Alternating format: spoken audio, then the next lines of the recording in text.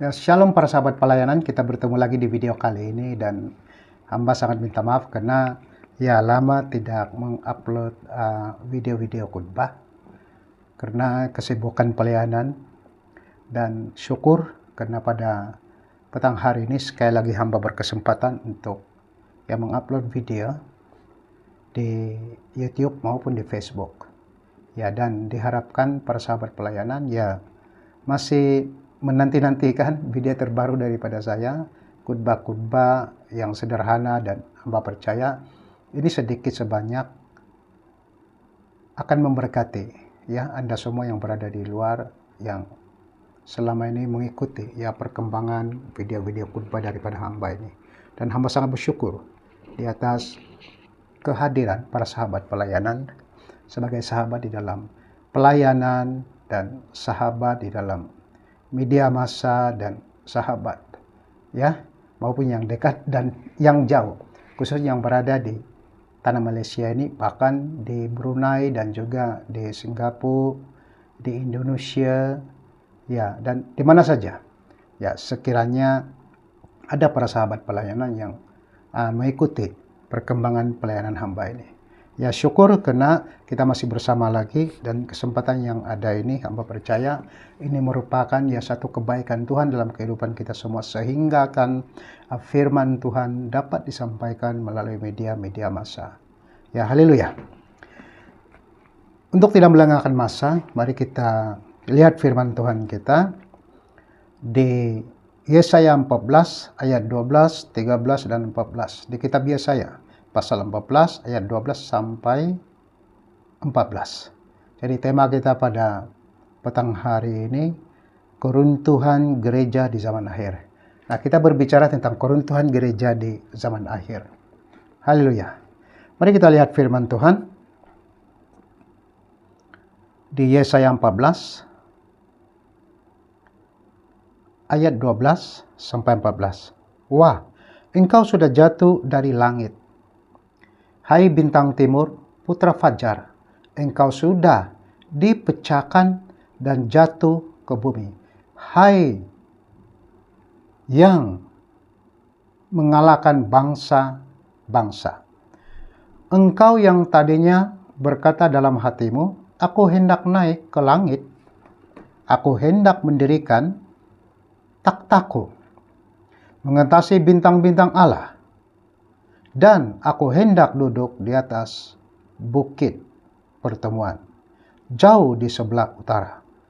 Aku hendak naik mengatasi ketinggian awan-awan, hendak menyamai yang maha tinggi. Mari kita berdoa. Tuhan Bapa Surgawi, pada petang hari ini ampuni hamba, sekiranya hamba tidak berapa peka mendengar suara yang datang daripada hatimu. Ampuni hamba sekiranya apa yang hamba dapat, rema-rema yang telah engkau percayakan kepada hamba ini tidak begitu tepat.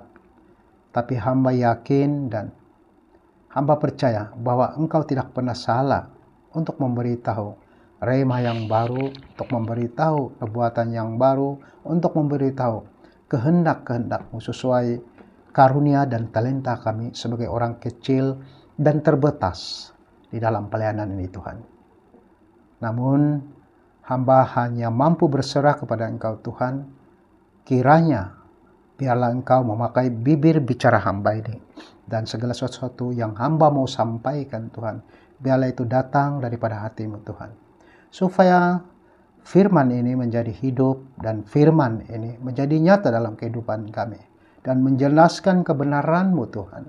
Bahwa di akhir zaman ini, Tuhan, kami sungguh-sungguh perlukan Engkau. Karena Engkau satu-satunya yang tempat kami mengandalkan, Tuhan, dalam pelayanan kami. Untuk membangun kembali gereja-gereja kami, Tuhan, yang ada di atas muka bumi ini, yang sedang menghadapi pencobaan, Tuhan. Dan kami percaya, biarlah pada petang hari ini, Engkau Yesus yang kami puji, kami sembah, kami muliakan, dan kami beritakan Injil-Mu. Biar itu menjadi nyata kuasa-Mu, Tuhan. menjadi nyata dalam kehidupan kami, sehingga kami melihat bahwa Engkaulah Allah yang mampu membina masa depan kami, pelayanan kami, gereja kami, keluarga kami, sehingga seterusnya Tuhan, sehingga nama-Mu dipermuliakan dari generasi ke generasi dari masa ini dan juga sampai Maranatha.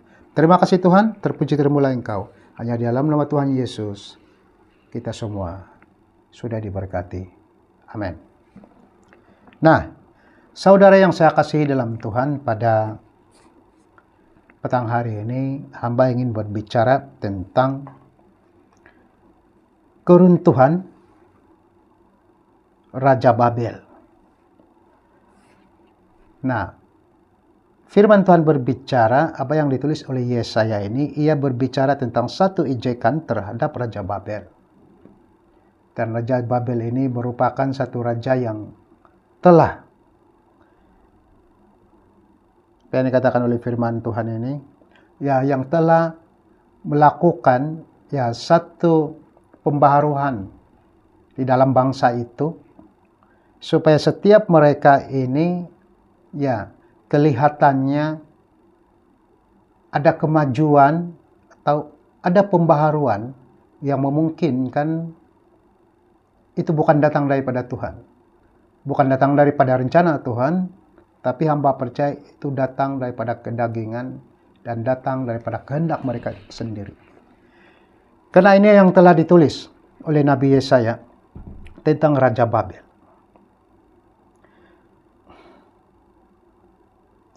Nah, apa yang telah berlaku?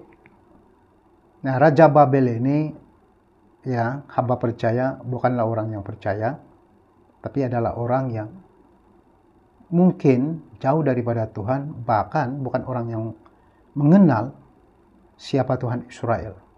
Dan sehingga kan apa yang telah dilakukannya ini membuatkan Tuhan Israel itu menyatakan dirinya lewat dari apa yang mereka telah lakukan. Nah, sebelum Yesaya berbicara tentang perkara ini sudah berlaku di surga. Dan sesuai apa yang dikatakan oleh Wahyu yang terdapat di Wahyu 9 ayat 1 dan Wahyu 12 ayat 3 sampai 9 tentang kejatuhan iblis di surga. Nah, iblis ini atau Lucifer merupakan pemberontak, ya, di surga. Dan firman Tuhan menjelaskan sepertiga daripada para malaikat telah mengikuti Lucifer atau iblis itu, atau si ular tua. Apa yang dikatakan oleh Wahyu. Nah, sesuai dengan apa yang dikatakan oleh Yesaya ini, inilah yang telah dimainkan oleh iblis kepada manusia-manusia yang tidak mengenal Tuhan. Bahkan Raja Babel itu sendiri.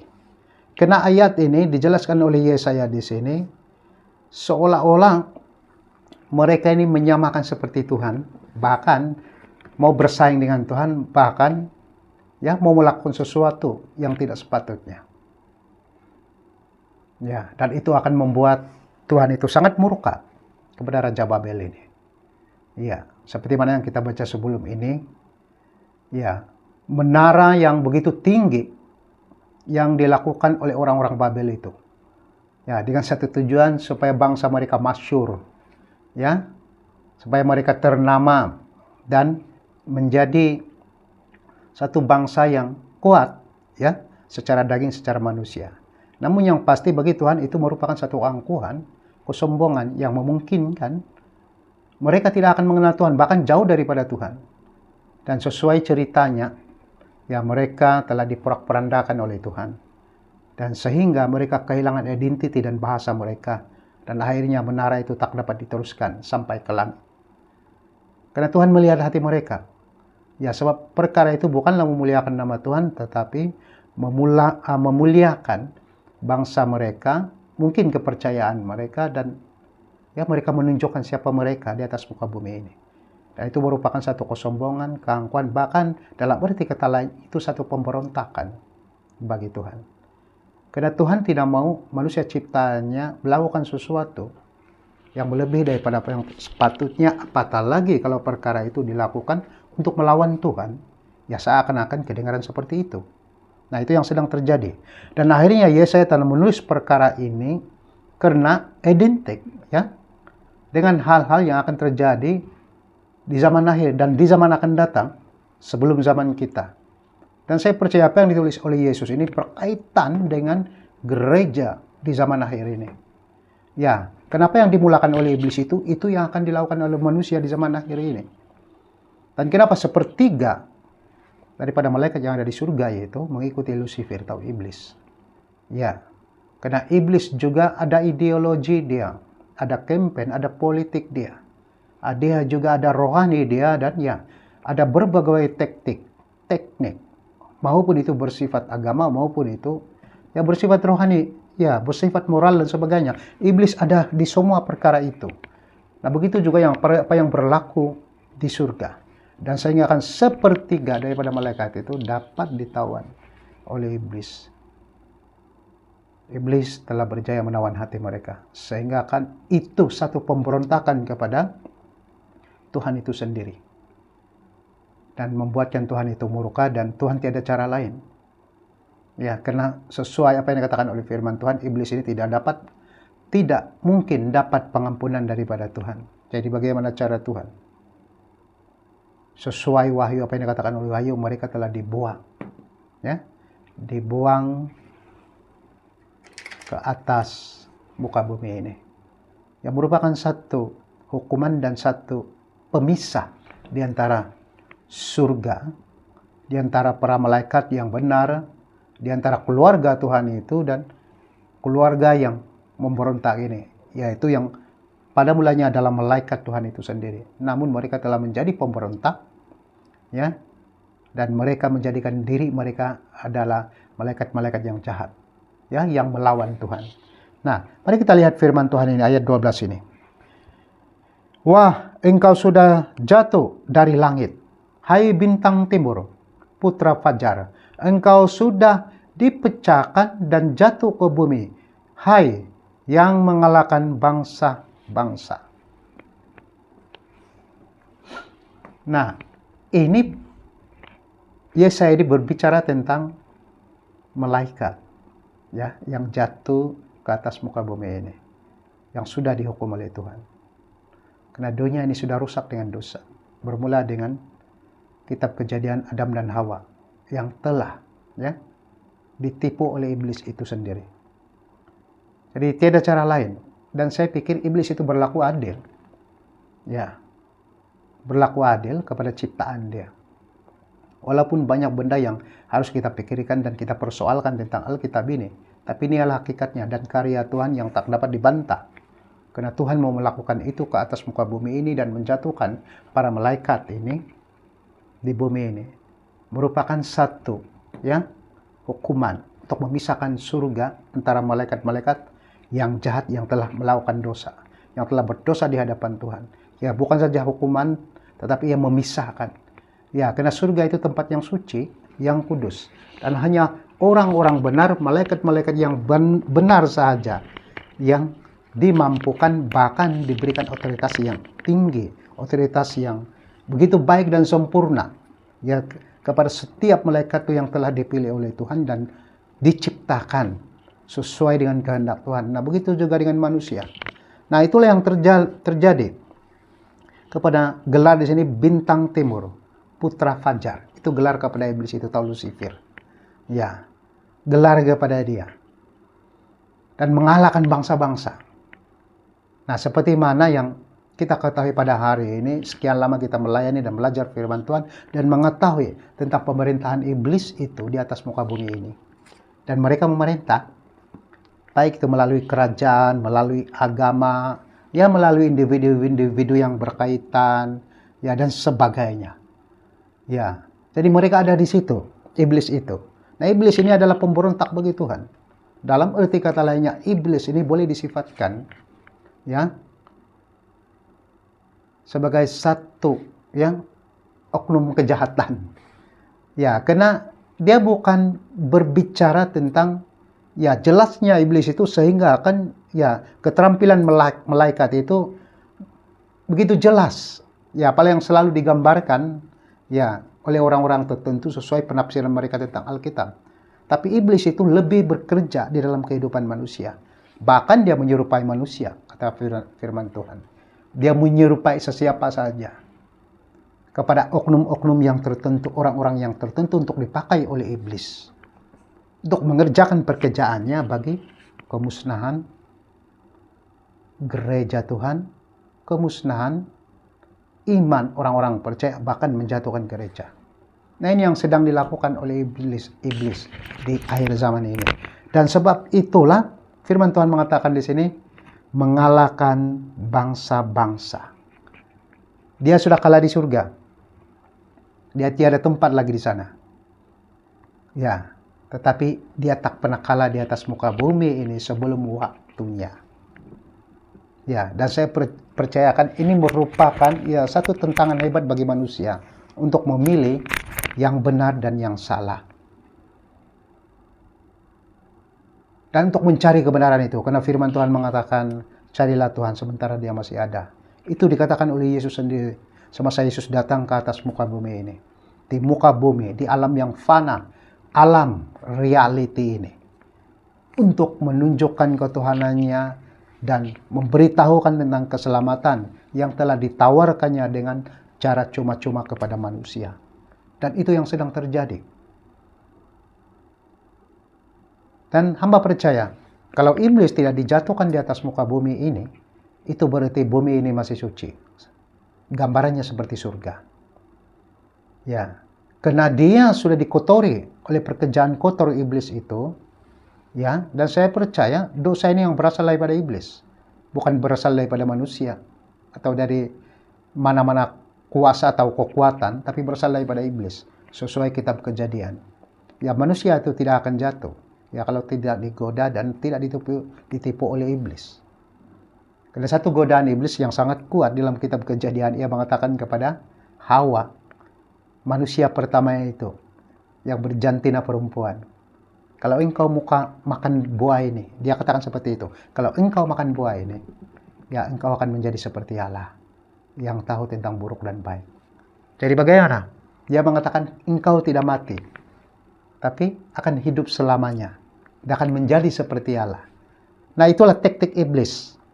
Sehingga pada akhir zaman ini, ya ini sudah berlaku dalam kehidupan manusia yang menjadikan diri dia seperti Tuhan dan mencari Tuhan-Tuhan yang kecil lewat agama, ya, dan berlakulah bermacam-macam perkara yang tidak diinginkan oleh Tuhan.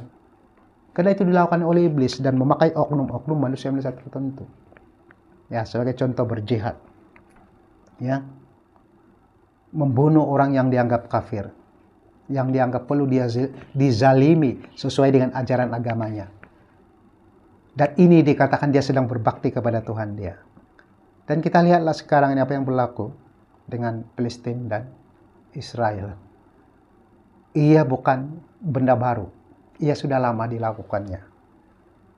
Ya, karena Hamas ini, hamba percaya, dia bukan agama yang benar atau agama yang melaksanakan kemanusiaan, ya, kebaikan, kehidupan damai, harmoni.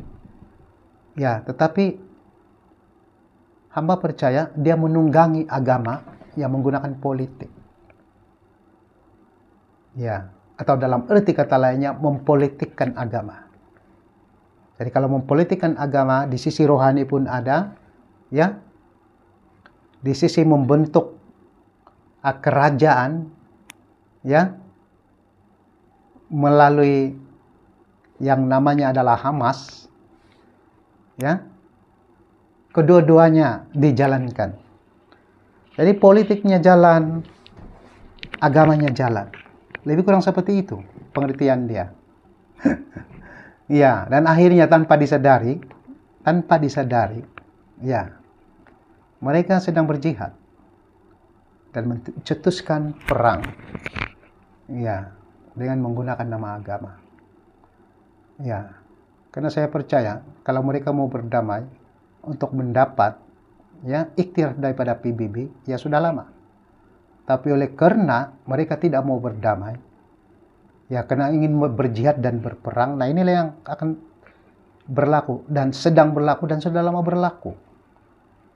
Ya, sebab tidak mau berdamai dengan Israel. Ya, kalau dia berdamai, saya percaya tiada yang mustahil bagi Tuhan. Tapi saya percaya ini juga tidak terlepas daripada kendali Tuhan. Kenapa perkara ini berlaku? Karena ada dalam rencana Tuhan sesuai kitab suci, Alkitab orang Kristen. Ya. Jadi kita sama-sama doakan ya supaya akan ada keadilan, ya akan ada damai yang berlaku dan menghentikan perang yang merugikan ini. Ya.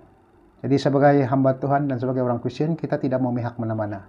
Baik Hamas, baik Israel, maksudnya baik Palestina dan Israel. Ya, karena Israel itu sebenarnya menolong Palestina saudara dia. Saat itu di masa perang mereka banyak ya menyelamatkan orang-orang Palestina dan membawa masuk negeri mereka. Karena hanya sempadan saja. Ya, sebab ini bukan masalah negeri Palestina itu. Ya, atau negara Palestina itu bukan masalah. Tapi masalah kepada Hamas yang telah memerintah itu yang menggunakan kuku besi atau berjihad. Dengan alasan ya menggunakan agama. Ya, karena itu adalah suruhan Tuhan. Bagi umat Kristen yang namanya adalah kekerasan dan membunuh, menganiaya umat yang lain adalah merupakan dosa yang tidak sepatutnya berlaku. Nah, ini yang sedang berlaku. Dan sebab itulah bintang timur putra fajar, engkau sudah dipecahkan, ya, kata Yesaya, dan jatuh ke bumi dan mengalahkan bangsa-bangsa. Nah, jadi di mana saja, apa saja bangsa, baik itu berkerajaan, baik itu individu-individu atau apa saja yang namanya manusia dan dikuasai oleh iblis, ya, mereka akan menuruti apa yang iblis perintahkan itu, yaitu merusak kehidupan manusia. Dan itu sangat ngeri sekali dan tidak sepatutnya berlaku, ya. Dan saya percaya ini juga sedang berlaku kepada gereja di zaman akhir ini. Ya. Karena perkara-perkara sedemikian rupa ini ya tidak memungkinkan akan berlaku di mana-mana gereja di seluruh dunia ini. Seperti mana penginayaan kepada gereja, kepada orang-orang Kristen, ia berlaku. Di Indonesia sendiri, jiran kita melihatnya. Ya, seringkali berlaku. Dan saya percaya bangsa-bangsa yang dipakai iblis ini, ya, agama-agama yang dipakai iblis ini yang menganiaya, ya, bangsa yang lain, dalam arti kata lainnya umat yang lain kan, ya, saya percaya ini bukan sesuatu yang benar, tapi sesuatu yang amat buruk, amat keji dan secara manusia ya tidak boleh diterima. Ya, dan saya percaya inilah bangsa-bangsa yang dipakai oleh iblis, ya, untuk menindas bangsa-bangsa yang lain. 13. Engkau yang tadinya berkata dalam hatimu, aku hendak naik ke langit, aku hendak mendirikan takhtaku, mengatasi bintang-bintang Allah, dan aku hendak duduk di atas bukit pertemuan, jauh di sebelah utara. Jadi bayangkan itu, jauh di sebelah utara dia cakap. Ya, iblis ini mempunyai pikiran yang ya, sangat jauh. Dia bervisi, berwawasan, iblis ini. Dan sebab itulah kan, ya, kalau sampai dia ingin tahu rahasia Tuhan itu kan, itu sangat berbahaya. Dan apa yang dikatakan di sini, ya, dia berkata di dalam hati dia. Dan dia mengatakan dia mau naik ke langit, hendak naik ke langit, dan hendak mendirikan takhtaku. Bayangkan itu. Langit itu ciptaan Tuhan, bumi ini ciptaan Tuhan, segala cakrawala. Tapi iblis mau pakai itu berada di atas, menunjukkan keunggulan dia, menunjukkan kehebatan dia. Dia merasakan dia boleh menyamakan dirinya seperti Tuhan. Dia boleh merasakan dia boleh menjadi seperti Tuhan. Padahal dia diciptakan. Nah, apakah ini berhenti di sini saja? Ya, iblis ajarkan Dan iblis berbicara kepada setiap manusia yang di atas muka bumi ini untuk menjadikan mereka topi, kasut, dan jaketnya. Dan manusia-manusia yang dipakai oleh iblis ini kan, ya, ini seringkali juga berlaku di dalam gereja di zaman akhir ini. Karena ada pikiran yang seperti ini. Dalam arti kata lainnya, ini merupakan satu keangkuhan, kesombongan. Ya, megah diri, angkat diri. Merasakan lebih hebat, lebih benar, lebih bagus dari segalanya. Dan yang membuatkan orang ini berjalan di dalam kehidupan yang berdosa. Nah, ini yang sedang berlaku. Dan sampai yang mengatakan di sini, mengatasi langit-langit Allah, dan aku hendak duduk di atas bukit pertemuan. Mengatasi langit-langit Allah. Langit-langit Allah. Ya, mungkin luas arti ini. Langit di antara langit yang Tuhan sudah ciptakan itu. Dia mau mengatasi itu. Apakah dia tidak mampu menciptakan itu? Mampu. Iblis ini hampir sama kuasanya dengan Tuhan. Dia boleh berbuat sesuatu, ya, yang hebat. Tapi satu yang dia tidak buat. Tak mungkin dia boleh buat. Adalah bertobat. Tidak ada pertobatan dalam pikiran iblis. Di dalam pikiran iblis tidak ada penyembahan untuk Tuhan. Tidak ada pujian untuk Tuhan. Tidak ada. Kenapa bila dia sudah melakukan dosa itu, semuanya itu sudah hilang. Kenapa? Di dalam firman Tuhan mengatakan di sini, di dalam hatinya. Ya, dia mau menjadi seperti Tuhan. Dan dia mau disembah. Dia mau dimuliakan. Dan siapa yang dia pakai itu? Ya, bukan para malaikat saja pengikut-pengikut dia. Tapi dia mau pakai manusia. Sasaran terakhir adalah manusia. Dan saya percaya, ini merupakan kebencian dan iri hati. Semenjak penciptaan Tuhan tentang manusia. Dan saya percaya ini juga akan berlaku kepada gereja-gereja di zaman akhir ini. Karena sifat sikap seperti ini, sikap hati seperti ini sudah berlaku ya di kalangan umat Tuhan. Kalau Tuhan yang tidak kelihatan sangat susah untuk dihormati. Apatah lagi para hamba Tuhan yang kelihatan itu. Lagilah susah dihormati. Kalau hamba Tuhan yang kelihatan di depan, secara mata kasar sangat susah untuk dihormati. Bagaimana menghormati Tuhan yang tidak kelihatan itu? Nah, ini yang sedang berlaku di zaman akhir ini. Bila ada manusia sifat-sifat seperti ini, nah, hancurlah akhlak. Hancurlah iman yang benar itu. Bahkan ketakutan untuk Tuhan itu tidak berlaku lagi.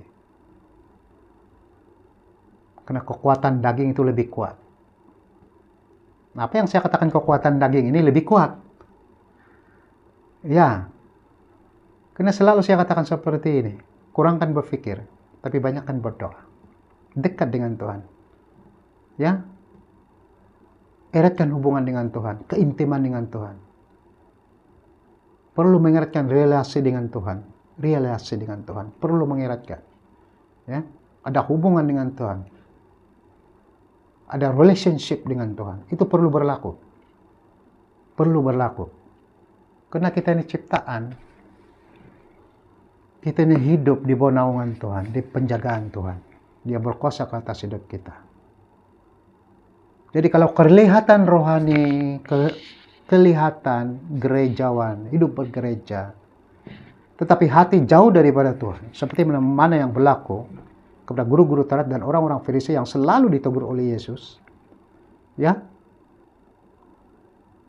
Yesus selalu menegur mereka, dan salah satu daripada tegurannya, ya kelihatannya mereka ini alim, orang-orang baik, nampak berdoa di tikungan-tikungan bangunan.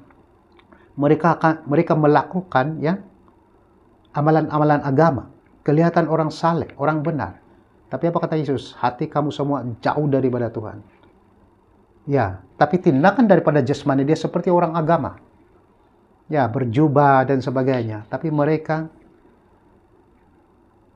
adalah orang-orang yang tidak benar. Dalam arti kata lainnya adalah orang-orang yang dipakai iblis, menggunakan, menunggangi agama. Nah, itu juga dengan apa yang berlaku di zaman akhir ini. Ya, dan sangat kesian hidup ini kalau tidak dapat membezakan mana satu Tuhan, mana satu agama, dan mana satu politik. Kalau ia dicampur adukkan, apa yang akan berlaku? Pada akhirnya, ya, yang tadinya agama itu bernilai, berharga, rusak. Yang tadinya nama Tuhan itu bernilai dan berharga, rusak. Yang tadinya politik itu bernilai dan berharga dalam kehidupan manusia. Sebab ada fungsi kebaikannya. Tapi apabila tiga-tiga perkara ini disalahgunakan untuk keinginan daging, kepentingan pribadi, dan bukan kepentingan Tuhan lagi, hamba percaya akan rusaklah kehidupan manusia itu. Dan itu yang berlaku di zaman akhir ini. Dan doa kita berharap supaya iblis itu diusir dalam kehidupan kita jauh-jauh. Supaya mereka tidak berkuasa lagi, ya, untuk melakukan sesuatu yang tidak benar di hadapan Tuhan. Khususnya memakai gereja di zaman akhir ini, memakai para hamba Tuhan, pada umat Tuhan. Dan kemungkinan banyak perkara yang tidak disadari oleh gereja, bahkan para hamba Tuhan, bahkan para umat Tuhan itu sendiri, bahwa iblis itu sedang bekerja. Nah, sekali lagi saya katakan, apabila apa yang dipikirkan oleh iblis ini ada di dalam otak kita, sekali lagi saya bacakan. Engkau yang tadinya berkata dalam hatimu, dia cakap, aku hendak naik ke langit, aku hendak mendirikan takhtaku, mengatasi bintang-bintang Allah, dan akan hendak duduk di atas bukit pertemuan. Apakah ini tiada sifat-sifat keangkuhan? Ada. Apakah ini tiada sifat-sifat mementingkan diri? Ada. Apakah ini tiada sifat-sifat tidak menghormati Tuhan? Ada. Apakah ini ada sifat-sifat menjadikan dirinya seperti Tuhan? Ada. Apakah ini tiada sifat-sifat yang memberontak? Ada. Kata-kata ini ada dalam pikiran iblis, dan kata-kata ini juga dalam pikiran kita di zaman akhir ini. Kalau pikiran ini ada dalam pikiran kita, hati-hati. Hati-hati. Hamba memberi nasihat pada saat ini. Hati-hati. Karena inilah yang akan meruntuhkan kehidupan rohani kita, kehidupan beragama, ya, kehidupan berpolitik, ya, kehidupan bertuhan. Saya ada pikiran seperti ini. Ini yang tidak ditulis oleh Yesaya ini. Ini yang berlaku kepada Raja Babel tadi. Dan ini yang dalam pikiran dia. Dan ini juga dalam pikiran iblis itu sendiri. Ya. Dan kalau ini ada dalam pikiran, nah ini yang membuatkan jauhnya manusia itu daripada kehendak Tuhan. Jauhnya manusia itu dengan hubungannya dengan Tuhan. Jauhnya manusia itu. Ya. Walaupun Tuhan itu hanya sejauh doa. Walaupun itu Tuhan itu dekat dalam hati dan pikiran kita. Tapi bila pikiran ini dimainkan oleh iblis, nah itu berarti kita sudah memiliki pikiran yang sama dengan iblis. Dalam arti kata lainnya, kita sedang menyembah iblis itu apabila pikiran ini ada. Apabila keangkuhan-keangkuhan seperti ini yang merupakan adalah dosa, kita sama level dengan iblis, sama pikiran dengan iblis. Nah, ini perlu dipikirkan untuk masa depan gereja, ya, di zaman akhir ini. Ayat terakhir. Aku hendak naik mengatasi ketinggian awan-awan, hendak menyamai yang maha tinggi. Hendak menyamai yang maha tinggi. Nah, kalau iblis boleh berpikir seperti ini, apatah lagi manusia. Sebab yang di atasnya itu adalah iblis. Dan iblis meletakkan pikirannya di dalam pikiran manusia. Dan manusia boleh berpikir apa yang dipikirkan oleh iblis. Untuk menjadi pemberontak dan melawan Tuhan. Melawan kebenaran firman Tuhan. Dan sekali lagi saya katakan di sini, akan mengakibatkan masalah dalam kehidupan manusia. masalah dalam politik, masalah dalam beragama, ya, masalah di dalam hubungan sesama manusia. Ya. Ini akan mengakibatkan masalah dalam kehidupan manusia. Hubungan sama itu akan terjejas dari berbagai bangsa, kaum, dan agama. Kalau perkara ini ada dalam otak manusia. Ya, kalau perkara ini sudah ada dalam otak manusia, dia akan mulai melakukan kejahatan. Yang dipikirnya baik dan sesuai dengan kehendak Tuhan. Padahal itu bukan kehendak Tuhan. Itu adalah kehendak iblis. Ya, iblis ini kan perusak, pembohong, penipu. Ya, kalau iblis sudah campur, ya, politik akan rusak. Ya, agama akan rusak. Kemanusiaan akan rusak. Jadi tiada lagi sifat-sifat moral, tidak lagi sifat-sifat ya yang baik di situ. Yang membolehkan manusia itu boleh hidup baik, toleransi, ya, hidup saling menghargai, menghormati. Ya, kalau iblis sudah menyertainya. Dan saya percaya, biarlah pikiran-pikiran seperti ini menjadi pelajaran bagi kita semua. Untuk meneguhkan lagi keimanan kita. Meneguhkan lagi ajaran Yesus tentang kasih, pengampunan, dan damai itu. Supaya kita mengerti iblis itu bagaimana. Apa tujuan dia. Ya, kenapa dia berbuat seperti itu. Jadi kalau kita ada paham semua itu, ya teguhkan iman. Bersiap sedia menghadapi peperangan rohani. Apabila iblis melakukan ini, itu berarti dia mau menang di alam roh. Dia mau menang dalam peperangan rohani ini. Untuk mengalahkan kita manusia ini. Kita harus sadari. Kita tiada kekuatan selain hanya mengandalkan Yesus. Karena Yesuslah yang akan berperang bagi kita. So, firman Tuhan mengatakan, kalau Tuhan di pihak kita, siapakah yang akan melawan kita? Kita tiada lawan. Bahkan tidak ada musuh di luar sana yang boleh bertahan dengan Tuhan. Dan tidak ada yang mampu melawan Tuhan. Siapakah akan jadi lawan kita? Siapakah yang sanggup melawan kita? Tidak ada. Karena Tuhan itu berkuasa. Tuhan itu berkuasa dalam kehidupan manusia. Sehebat manapun iblis itu, iblis tak pernah menang dalam peperangan rohani. Dan sebab itulah manusia yang berada di tengah-tengah ini, kita perlukan Tuhan untuk mengalahkan iblis itu.